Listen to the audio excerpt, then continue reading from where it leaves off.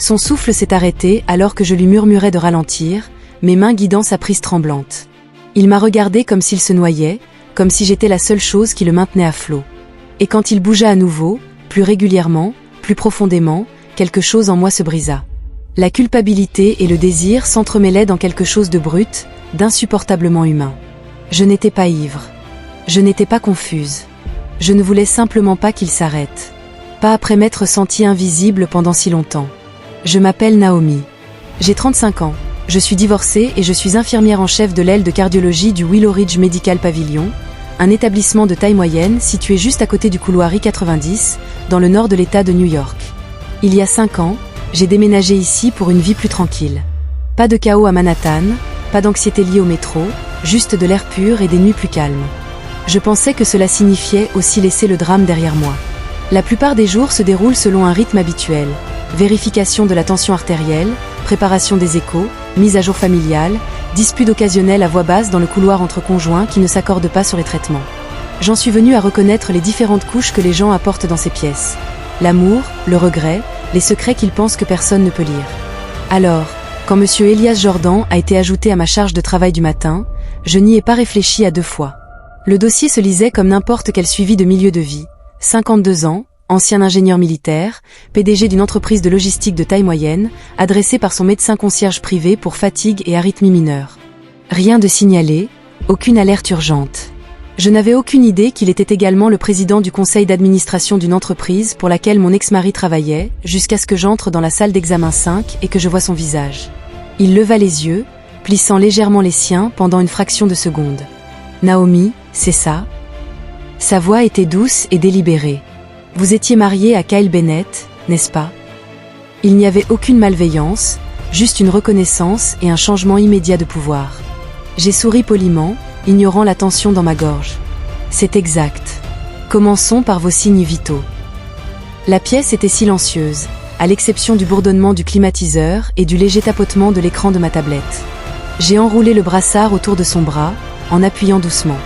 Il n'a pas bougé, mais son regard n'a jamais quitté le mien. « Je me souviens t'avoir vu une fois, dit-il. Fête de fin d'année d'entreprise. Tu portais du rouge. » Kyle ne pouvait pas s'empêcher de se vanter. Je me suis concentrée sur les chiffres. Son rythme cardiaque était stable. C'était le sien, pas le mien. Je devrais ensuite enregistrer votre poids et votre taux d'oxygène dans le sang. Il rit doucement et sans se presser. Vous n'aimez pas les bavardages. C'est rafraîchissant. La plupart des patients ne flirtent pas lors des enregistrements. La plupart des gens ne scrutent pas mon visage comme s'ils lisaient entre les lignes d'une conversation que je n'ai pas encore eue. Mais M. Jordan avait une façon de parler comme si chaque mot était un test. Chaque pause était un défi. Et quelque chose en moi, quelque chose qui était resté silencieux pendant très longtemps, s'en est rendu compte. Je n'aurais pas dû, mais je l'ai fait. Dans les jours qui ont suivi, M. Jordan Elias, comme il a insisté pour que je l'appelle, est devenu un incontournable de notre couloir. Son cardiologue lui a prescrit un moniteur cardiaque ambulatoire d'1 semaine, des analyses de laboratoire de routine et un test d'effort sur tapis roulant qui lui ont donné suffisamment de raisons de s'attarder plus que nécessaire près du poste des infirmières. Il n'a jamais rien dit d'inapproprié, pas techniquement, mais sa présence a changé l'atmosphère. Il se déplaçait avec cette autorité tranquille que les hommes comme lui portent souvent. Pas bruyant, pas tapac sans grave-l'œil, juste profondément conscient de la façon dont une pièce se plie autour d'eux. Je l'ai surpris en train de me regarder à 2 reprises. Une fois, alors que je me penchais pour récupérer un dossier tombé, son regard s'attarda un peu trop longtemps, et une autre fois pendant le déjeuner, alors qu'il passait devant la salle de pause, ses yeux scrutèrent la table jusqu'à ce qu'il se pose sur moi, puis se baissèrent légèrement comme pour dire « Je te vois ». Je me suis dit que ce n'était rien, juste un homme qui s'ennuyait et qui attendait des examens, un patient avec un réflexe de charme hyperactif. Mais au fond, je savais que ce n'était pas le cas. Après un divorce, une solitude s'installe et aucune logique adulte ne peut y remédier. Les amis sont bien intentionnés et les applications de rencontres sont épuisantes. Mais il y a un certain type de contact, un regard, une voix, une connaissance qui commence à vous manquer dans vos os. Elias n'a pas comblé le vide, mais il m'a rappelé qu'il était toujours là. Jeudi, il a programmé un échocardiogramme de suivi. Techniquement, il n'avait pas besoin d'infirmière, mais il m'a quand même demandé. Il a dit qu'il avait quelques inquiétudes et qu'il me faisait plus confiance qu'à des inconnus aux mains froides. Le docteur Patel a ri lorsqu'elle a transmis la demande. « Vous avez fait forte impression, me taquina-t-elle en sirotant son café. L'homme a même loué votre attitude au chevet du patient. C'est rare, dis-je en haussant les épaules. Mais lorsque je suis entrée dans la salle d'échographie obscure et que je l'ai vu assis au bord de la table, torse nu, blouse dénouée et soigneusement pliée à côté de lui, mon pouls m'a trahi. Son torse était fin, patiné par le temps, mais solide. Pas sculpté par la gym, habité. Réel. Il ne s'est pas couvert. Il m'a juste regardé enfiler les gants et ajuster le gel d'échographie. Je ne suis pas nerveuse, dit-il doucement. Mais vous en avez l'air. J'ai marqué une pause. Vous imaginez des choses. Peut-être. Sa voix était basse. Mais vos mains ont hésité. Elles n'ont eu qu'une fraction de seconde, juste le temps de me juger. Alors que je guidais le transducteur sur sa poitrine, l'écran a vacillé. Son cœur battait en temps réel. Je l'observais par habitude, mais mon attention s'est dissipée. Sa peau était chaude, sa respiration régulière. Et quand nos regards se sont croisés, je l'ai ressenti à nouveau. Cette invitation silencieuse, ce défi. Il n'a plus parlé avant que j'aie fini. Naomi, a-t-il dit en boutonnant lentement sa chemise. Tu sais que je ne suis pas la juste pour la cardiologie, n'est-ce pas? Je me suis figée, puis je me suis retournée. Excusez-moi. Il s'est rapproché, juste assez pour remplir l'espace sans me toucher. J'ai levé les yeux vers lui, pas d'une manière inquiétante. Juste assez pour savoir que ton ex faisait partie de mon équipe, que tu es respecté ici, que tu as été seul un moment. Ce ne sont pas tes affaires. Tu as raison. Mais la solitude se moque des limites. J'aurais dû sortir, dire quelque chose de sec, mettre fin à tout ça proprement. Au lieu de cela, je suis restée plantée là, prise dans le bourdonnement discret des machines et le vrombissement de quelque chose que je n'avais pas ressenti depuis des années, une attirance. À la fois prudente et curieuse. Et juste avant de partir, il s'est penché, non pas pour m'embrasser, ni pour me toucher, mais pour dire une chose, basse et posée. Laisse-moi t'emmener dîner. Juste dîner. Puis il est parti. Il me laissa dans cette salle sombre et écho, le cœur battant plus fort que celui que je venais de parcourir. C'était censé être juste un dîner. Une table tranquille dans un bistrot niché derrière le quartier historique. La lueur des bougies vacillait contre les murs de briques. Le genre d'endroit qu'on réserve aux anniversaires ou aux excuses. Il portait du bleu marine. Pas de cravate. Je portais du noir, simple et sans prétention, avec des manches assez longues pour m'empêcher de gigoter. L'hôtesse demanda si nous fêtions quelque chose. Elias sourit et dit « Un second départ ». La conversation resta d'abord neutre. Travail, voyage, la meilleure tarte du comté. Mais sous chaque sujet, il y avait un bourdonnement que je ne pouvais ignorer. Un courant électrique traversait chaque échange comme un grésillement avant la tempête. Il ne flirtait pas ouvertement, mais sa façon d'écouter, sa façon de m'observer me donnait l'impression d'être observé, non pas pour me juger, mais avec attention, comme si j'étais quelque chose de rare, quelque chose qu'il attendait. Je me surpris à me pencher, à rire plus doucement, à me toucher le poignet en parlant, juste pour donner à mes mains un endroit où aller. Quand l'addition est arrivée, il a payé sans rien demander. Quand nous sommes sortis, l'air estival était lourd et les rues presque désertes. J'aurais dû le remercier, lui souhaiter bonne nuit, rentrer dans mon 2 pièces avec une tisane à la camomille et la conscience tranquille. Mais lorsqu'il m'a prise par la main, je ne l'ai pas lâché. Sa voiture était garée 3 pâtés de maisons plus loin, mais nous n'avons jamais pu aller aussi loin. Quelque part entre les lumières de la ruelle et la devanture fermée de la boulangerie, il s'est arrêté, s'est retourné, a attendu. « Je ne vais pas faire semblant de ne pas vouloir t'embrasser », a-t-il dit. Je n'ai pas répondu. Il s'est approché lentement, me laissant le temps. Et quand j'ai incliné mon visage vers le sien, ce n'était pas une capitulation. C'était une permission. Le baiser n'était pas parfait. Nos nez se sont heurtés. Son souffle s'est arrêté, mais il était réel. Chaleureux, sincère, et lorsqu'il a pris ma mâchoire en coupe, son pouce effleurant le bord de ma lèvre, quelque chose en moi s'est ouvert. Il m'a demandé si je voulais revenir chez lui. J'ai hoché la tête. Sans explication, sans hésitation, juste un doux « oui » qui m'a surprise, moi aussi. Sa maison était calme, propre, un tourne-disque dans un coin, du jazz fredonnant doucement. Je n'ai pas regardé autour de moi. Inutile. Il m'a offert de l'eau. J'ai secoué la tête et lorsqu'il s'est rapproché, je n'ai pas reculé. Il m'a embrassé lentement, cette fois, avec la tendresse de quelqu'un qui connaît le poids d'une confiance brisée et la douleur des longs silences. Ses mains étaient chaudes sur mon dos, sa bouche patiente. Chaque mouvement était une question plutôt qu'une exigence. Et je répondais encore et encore. Nous sommes arrivés dans la chambre à pas hésitants, effaçant les années qui nous séparaient à chaque bouton, à chaque respiration. Il bougeait prudemment, comme s'il ne voulait pas effrayer l'instant. Mais lorsqu'il est enfin entré en moi, sa respiration s'est arrêtée, comme lorsque j'avais touché sa poitrine dans la salle d'écho. Et la mienne s'est arrêtée. Son corps ne bougeait pas par domination. Il bougeait par faim. Contrôlé, concentré, familier. Il ne cherchait pas à m'impressionner. Il essayait d'atteindre quelque chose en lui-même. Et peut-être en moi aussi. Je l'ai enlacé. Sans pensant. Je l'ai attiré plus près, plus profondément, jusqu'à ce que le rythme que nous trouvions ne soit plus lié au sexe. Il s'agissait de ne plus nous sentir seuls. Il a murmuré mon nom comme une prière, tremblant en jouissant. Et je l'ai serré dans mes bras comme si je n'étais pas sûre d'être encore entière. Après cela, nous n'avons pas parlé, nous sommes restés allongés. Là, le corps humide, les membres emmêlés. Elle, air entre, nous était chargé de quelque chose que nous n'avions pas encore nommé. Je fixais le plafond. Il traçait des cercles vides sur ma hanche. Et pour la première fois depuis des années, je n'avais pas l'impression d'appartenir à qui que ce soit. Je me sentais juste appartenir. Le lendemain matin, je me suis réveillée avant lui.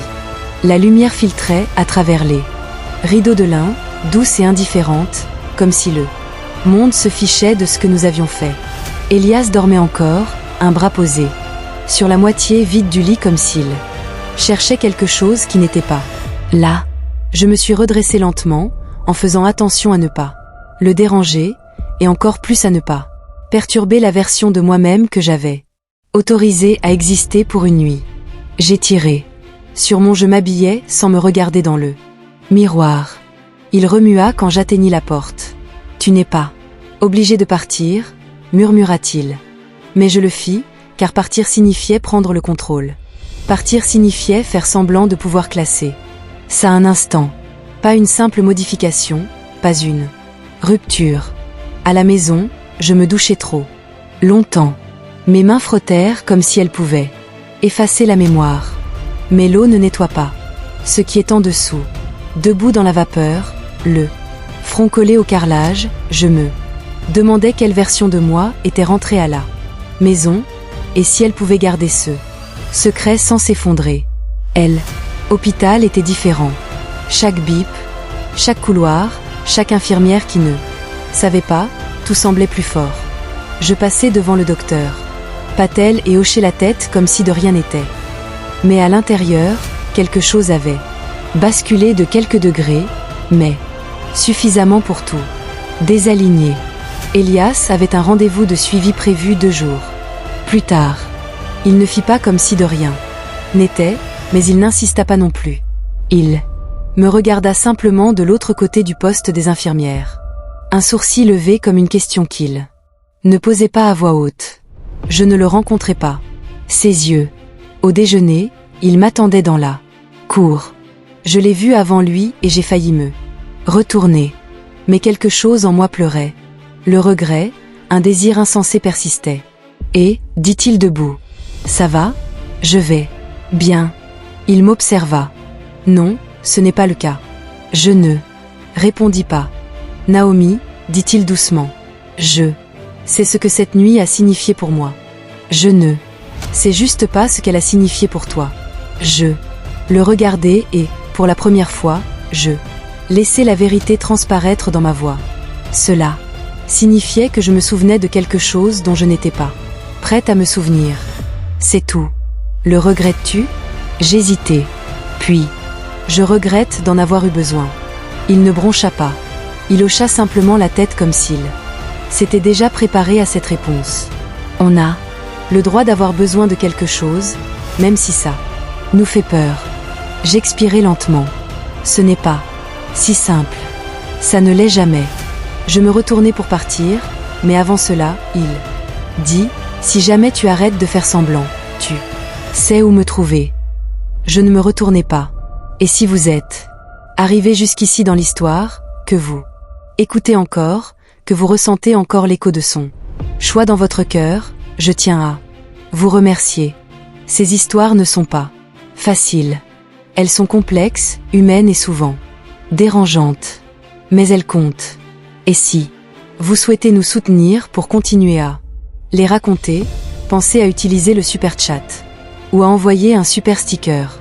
Votre soutien nous permet de continuer à partager de vraies voix, de vrais moments et de vraies conséquences. Continuons, car l'histoire n'est pas terminée. Les jours qui ont suivi se sont estompés, non pas comme on oublie, mais comme on se souvient trop de choses. Chaque petit détail a été amplifié par la culpabilité et le doute. Le bourdonnement du réfrigérateur, le cliquetis de mes clés dans le bol. Près de la porte, le nombre exact de fois où j'ai relu le nom d'Elias dans mon journal d'appel. Sans appuyer dessus. Je ne l'ai pas revu cette semaine-là au travail. J'ai gardé la tête baissée, j'ai fait les graphiques, j'ai fait les rapports, j'ai souri quand il le fallait, mais je sentais cette petite fracture invisible qui courait le long d'eux. Tout, comme une fissure dans le verre. Personne d'autre. Je l'avais remarqué, mais je ne pouvais détacher mon regard d'eux. Jake et je n'avais pas parlé. Pas vraiment. Un soir, nous étions assis à la table de la cuisine. Avec des restes de lasagne. Nous mâchions tous les deux. Trop lentement. Il m'a demandé si j'avais besoin de quelque chose. J'ai dit non. Puis nous avons rincé nos assiettes et sommes allés nous coucher comme des étrangers partageant poliment une chambre d'hôtel. Le silence entre nous n'était pas de la colère. Il était d'épuisement. Ce week-end-là, j'ai trouvé le carnet de croquis. Il avait été glissé dans la fente à courrier, dans une simple enveloppe marron. Pas de mots, juste mon nom écrit en lettres nettes et nettes. À l'intérieur, des dessins de moi.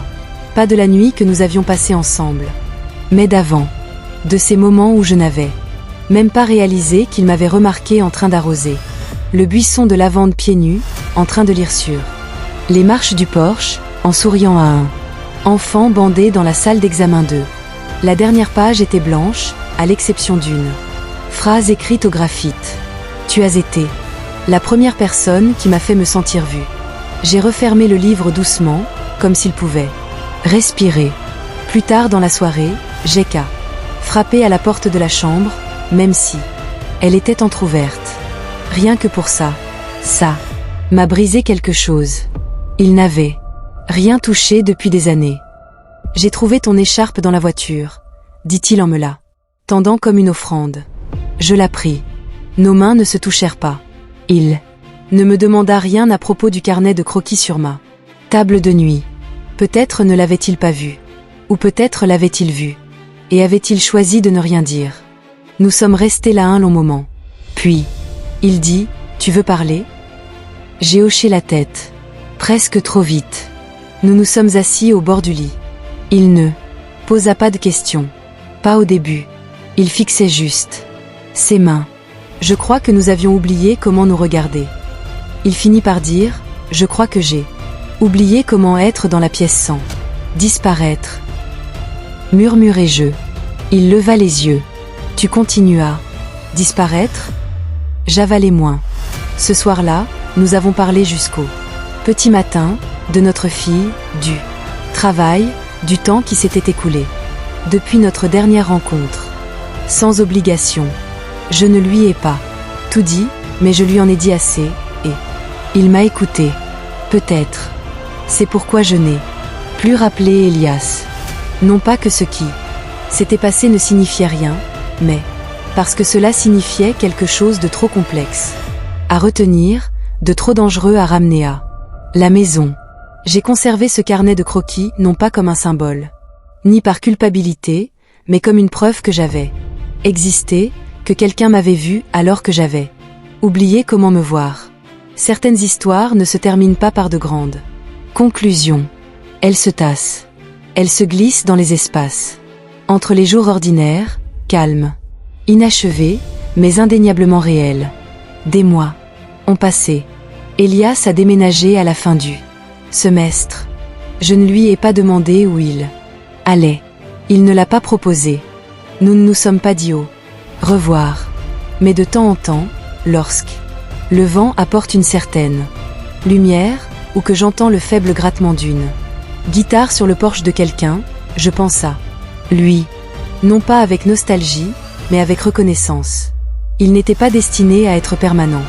Il était un miroir tendu vers les parties de moi que j'avais enfouies sous la routine et les responsabilités, et ce que je voyais dans ce reflet, désir, douleur, peur, douceur, que je ne pouvais ignorer une fois.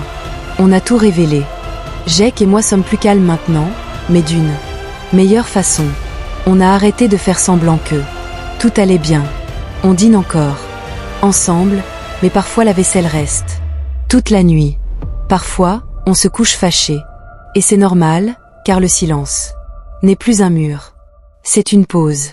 Une pause que l'on apprend à combler par l'honnêteté plutôt que par l'évitement. Parfois, on se touche et on a elle. Impression qu'on se pose une question, es-tu toujours là? Et parfois, la réponse est oui.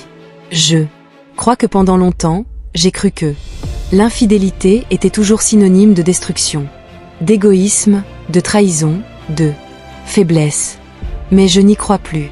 Parfois, c'est une question de survie, de ce qui arrive quand une femme oublie qu'elle a le droit d'avoir besoin, de ressentir, de vouloir plus que le titre d'épouse, de mère ou de gardienne. Parfois, franchir une limite, c'est moins fuir qu'essayer de revenir à soi. Cela n'excuse pas, mais cela explique. Et peut-être que c'est suffisant. Il y a des moments où je porte encore la culpabilité, comme une pierre dans ma poche, mais j'ai aussi autre chose. Le souvenir d'être vu, d'être désiré, non pas pour ce que j'ai fait ou ce que j'ai apporté, mais pour qui j'étais quand je ne cherchais pas à être quelqu'un d'autre. Si vous continuez à regarder, à écouter, peut-être que cette histoire a éveillé quelque chose en vous. Peut-être avez-vous aussi ressenti cette douleur, celle qui sommeille en vous, sous la vie que vous avez construite. Et si c'est le cas, j'espère que vous ne prendrez pas cela comme une permission. J'espère que vous la prendrez comme une reconnaissance de votre importance, que vos besoins ne vous affaiblissent pas, que votre désir d'être plus que simplement fonctionnel et légitime.